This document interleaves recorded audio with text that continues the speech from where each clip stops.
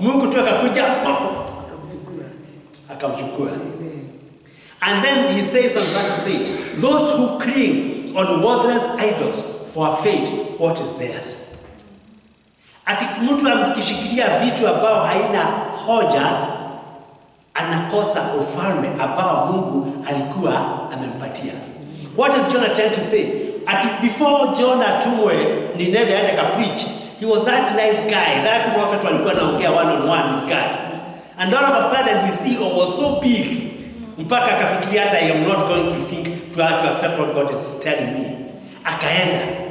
And now, just because of his ego, his pride, he left God and he went kukufa, akaenda kukufa. And that is why he said very well that those who cling in worthless idols forfeit what is meant to be theirs. Ati yeye alikuwa na uhai, lakini kwa sababu alikimbilia other idols, sasa alikuwa karibu kutupa uhai wake.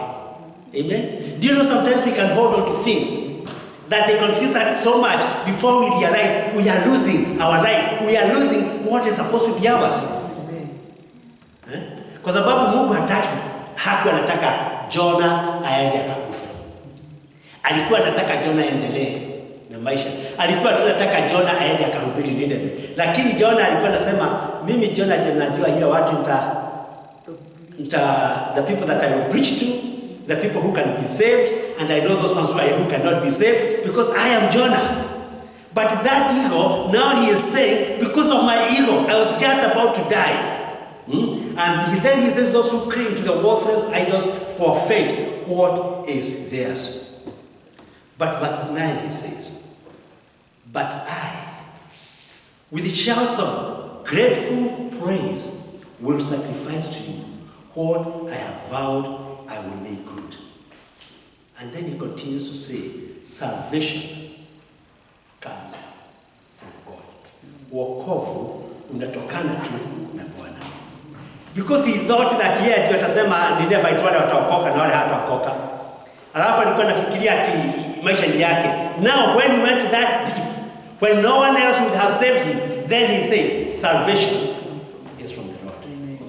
And that is the word that I have for you today. Wokovu ni wa Bwana. We don't have to do anything else. He is the one who gives it to us so freely. And then he continues to say, those who refuse it forfeit what is supposed to be theirs. Because we don't change to be different, we change to be the same. Tunabadilika tu ndio tushike hiyo ufalme wa Mungu ambao ametuagizia. But we can lose it so fast. Those are two very important points. That those who cling to worthless idols forfeit what is theirs. Another version says, those who regard worthless idols forsake their own mercy. I like this New King James Version. Those who regard worthless idols forsake their own mercy. That Jonah was forsaking his own mercy. But then he realized, all of a sudden, in the niche of time, when he was just about to perish. You know, the hardest time when you are dying, see, ile hata Jonah alikuwa under the kwa tumbo ya samaki. It is when he was gasping for air. You know, wakati mtu ana drown, ukitoa mtu akiwa na drown tu, umfufue atoke hapo, anajiweka kifo ya kudrown iko na uchungu. That is the time you're looking for energy or for oxygen. Na haingii, ndio wakati unajaribu tu kuvumu, to breathe in and then you are breathing in water. It is the most painful part. In fact, wale watu wametolewa kwa maji wakati unawafanyiwa CPR, alafu wana survive. Ask them what it means to die. Watakwambia it is so painful. When he was clinging to his ego, when he was clinging to his idol, when he was clinging to his desires, when he was clinging to his self, he almost drowned. And it is the same today. When we cling to worthless idols, when we fail to know who saves, when we cling when we change, when we hold on to those things, then we suffer because we change, not to be different, But we just get change to get rid of what makes us different. Amen? Amen. Those who cling to worthless idols for fate, what is theirs? And those are in the whole story of Jonah, those were the two important things. That what Jonah could not learn in the land, what Jonah could not learn in the heavens, he learned those things underneath the water. And then he continues to say, I have vowed I will make good. I will say, salvation comes from God.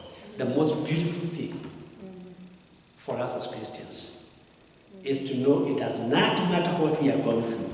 It does not matter how deep we are. It does not matter how high we are. It does not matter how spread we are. Salvation comes from God.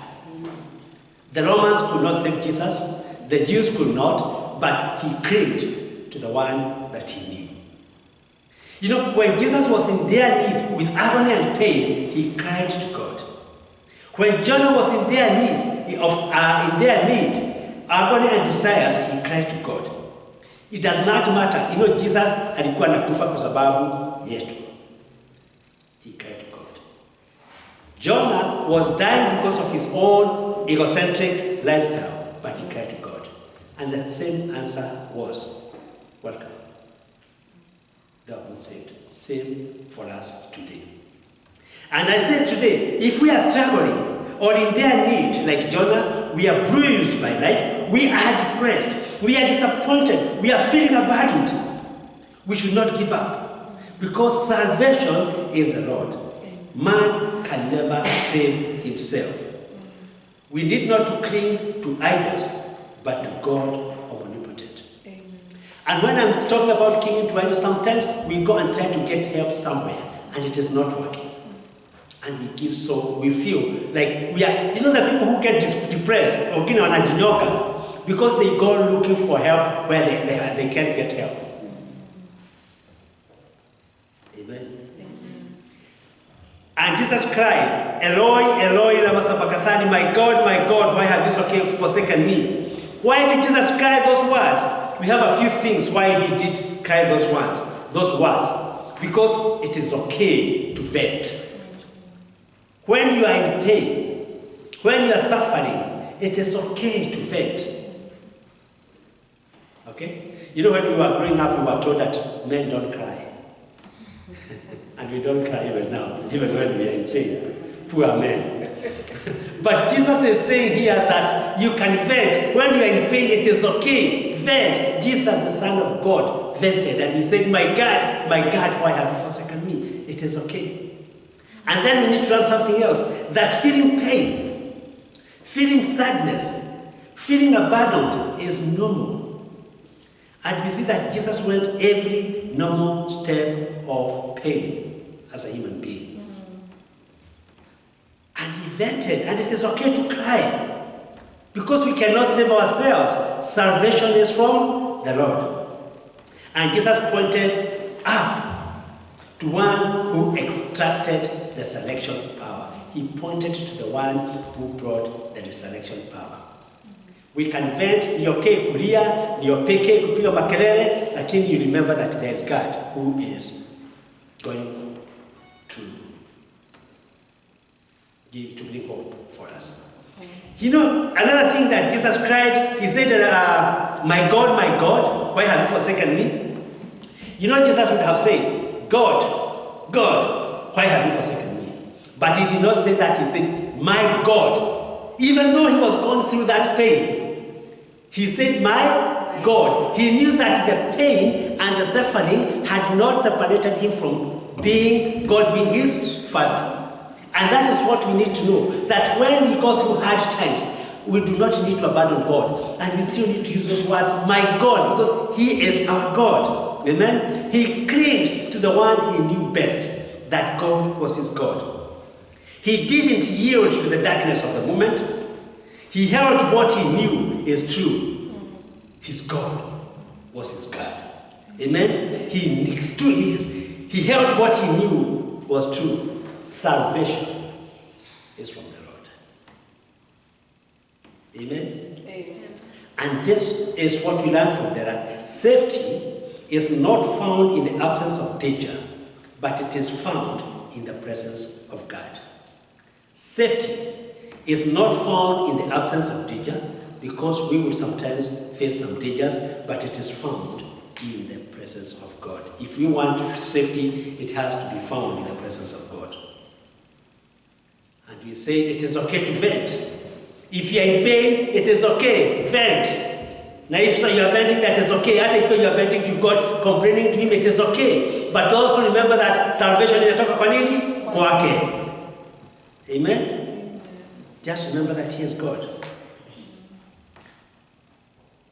My God, why have you forsaken me? You know, Jesus remembered that when He was being baptized, the heavens opened, and He said, this is my Son, in whom I am pleased with. During the time of transfiguration, again in the mountain, when He was there with Peter and John, and then He saw Abraham and Isaac, again there was a voice that said, this is my Son, with whom I am well pleased. Listen to Him. So He held to that. He held to the voice of God that He had heard before. And today, the scriptures have a lot of words of encouragement for us. The Bible says, for I know you, for I have good plans for you. You are never the tail, but the head. I am your God. Continues to say, be still and know that I am God. You know, we need to be remembering those verses when the bottom is crashing. Amen? Just as Christ remembered that the heavens opened and God Himself said, this is my beloved Son. So He knew, this is my God, He loves me. Even in this kind of despair, this situation of frustration, He is still my God. He clinged to Him. It does not matter how you feel today. You feel abandoned. You are in whatever situation you may be going through. Whatever situation you may sometimes go through, because we are human beings and we can never save ourselves. And before I finish, let me just tell you what happened. You know, during Jesus' crucifixion, His trial was rigged. We all know that. And He was moved from the Jewish courts to the Roman courts. The authorities bribed the witnesses. Charges were changed from one moment to the other. So Jesus was being charged, this one is removed, and then he gets another charge. He can't escape.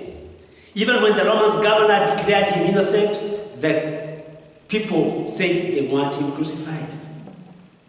But you know what? Jesus' drama did not end in despair. It did not end in depression. It did not end in exhaustion. It did not end in death, but it ended up in resurrection. Whatever we may be going through, it is not going to end up in death so long as we cling to that God. It is going to end up in resurrection. Amen? And that is the word we have that I have for you today. There is hope. In whatever way, situation that we may be going through. Na hapa Pullman, Mungu ametubariki. You know, Mungu hakututoa all the way kutoka nyumbani, akatuleta hapa Pullman, alafu akaenda akachukua mikono akajisafisha, akachukua tayari akaenda, ati sasa ni shauri yetu. No, He still watches over us. And it is okay, we vent when we are going through those things. But He is going to come for us. Because salvation